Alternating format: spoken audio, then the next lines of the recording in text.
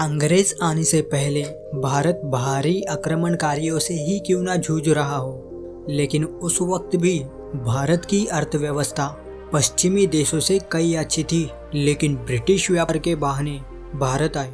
इस देश को गुलाम बनाने की उनकी इस नीयत से हम भारतीय अनजान थे। अंग्रेजों से भारत को मुक्त करने के लिए अनेक वीर और वीरांगनाओं ने अपनी बलि चढ़ा दी। अनेक विद्रोहों को अपनी कुटिल षड्यंत्रों से जीतते हुए अंग्रेजों ने भारतीय समाज में ही फूट डालकर अपनी सत्ता मजबूत रखने की राजनीति शुरू कर दी। अंग्रेजों ने ऐसे लोगों के साथ हाथ मिलाया जिन्हें सिर्फ अपने स्वार्थ की चिंता थी। ऐसे लोगों को अंग्रेज धन और कुर्सी का लालच देकर भारतीयों के बीच अपने खरीदे लोग बैठा देता। समाज में प्रांत, जाति, भाषा, अमीर और गरीब को लेकर मतभेद पैदा होने लगे, जिसके वजह से भारतीय अपने आप में ही स्पर्धा करने लगते। इसी तरह अपने खरीदे हुए दलालों से उन्होंने भारतीयों में अपने संस्कृति और भाषा को लेकर उनका मन हीन भावना से भर दिया। भारतीय समाज अपने संस्कृति को लेकर शर्मिंदा हो, ये एक सोची समझी चाल थी, जहां उनका उद्देश्य भारतीयों को लेकर कुछ इस तरह था कि जिससे भारतीय कभी आत्मविश्वास के साथ उनके सामने खड़े ना हो पाए। कई वर्षों तक अंग्रेजों ने भारत पर राज किया, लेकिन ये कितने वर्षों तक चलता?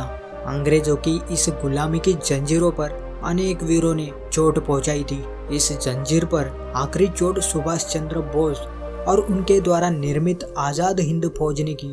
नेताजी की सही वक्त पर सोची समझी रणनीति के वजह से ब्रिटेन के अपने कमज़ोर पड़ी अर्थव्यवस्था के दौरान नेताजी की वजह से भारतीय समाज के अंदर एक नए चेतना का संचार हुआ। उस वक्त ब्रिटिश इंडियन आर्मी में 95% से ज़्यादा भारतीय लोग शामिल थे। अंग्रेजों के भारतीय अफसरों के प्रति घृणा और दुर्व्यवहार के कारण रॉयल ब्रिटिश इंडियन नेवी में विद्रोह शुरू हो गया, और ये विद्रोह कब स्वतंत्रता संग्राम में परिवर्तित हो गया, इसका अंदाजा अंग्रेज भी नहीं लगा पाए। सेना में मौजूद भारतीय योद्धा और आम जनमानस ने वो मंजर खड़ा कर दिया जहां अंग्रेजों को भारत से सुरक्षित निकलने में भी समस्या होने लगी। अब अंग्रेजों ने अपनी आखिरी चाल चली, जिससे यहाँ से वे सुरक्षित मगर एक कमजोर राष्ट्र के रूप में भारत को छोड़कर जा सके। ये सब इसलिए किया गया ताकि भारत कभी उठकर अंग्रेजों पर प्रहार न कर सके। जाते अंग्रेजों ने भारत के 3 टुकड़े किए।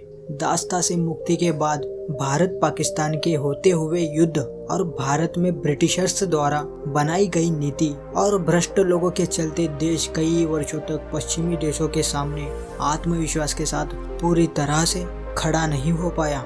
आज़ादी के कई वर्षों तक भारत में शिक्षा, भूखमरी और अंग्रेजों द्वारा भारतीयों के आपस में फूट डाली हुई इस मानसिक व्यवस्था से भारतीय जूझ रहे थे। भारत अब आज़ाद हुए 75 वर्ष पूर्ण होने आए। आज भी हमारी छवि बिगाड़ने के लिए पश्चिमी देशों में यहाँ के सिर्फ कुछ खराब तस्वीरें, जिसमें गंदी जगह, खराब सड़कें और गरीबी दिखाई जाती है, जबकि ये पूरा सत्य नहीं है। हमें अपनी शिक्षा व्यवस्था, शिक्षा दर को बढ़ाना और उसकी तरफ लौटना होगा। हमें अपनी संस्कृति पर गर्व करते हुए फिर एक बार अपना सर्वोच्च स्थान ग्रहण करना है।